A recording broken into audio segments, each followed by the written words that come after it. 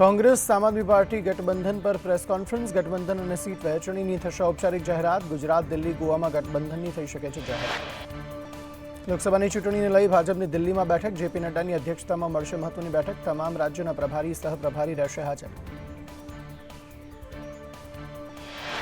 ખેડૂત સંગઠનોએ 29 ફેબ્રુઆરી સુધી આંદોલન સ્થગિત કર્યું. ખેડૂતો આજે શંભુ અને ખનોરી બોર્ડર પર કેન્ડલ માર્ચ યોજશે. 29મી બાદ ખેડૂતો પોતાના આંદોલનની દિશા નક્કી કરશે.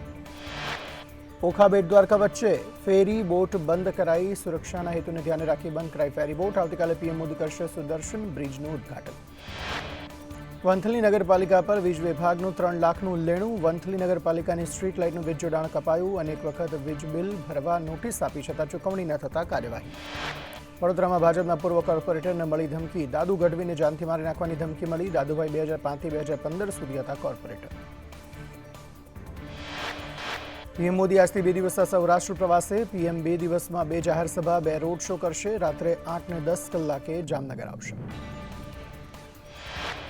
રાત્રે જામનગરમાં પીએમ મોદી રોડ શો કરશે. પીએમ મોદીનું જામનગરમાં રાત્રિ રોકાણ. પીએમના આગમનને લઈને તડામાર તૈયારીઓ.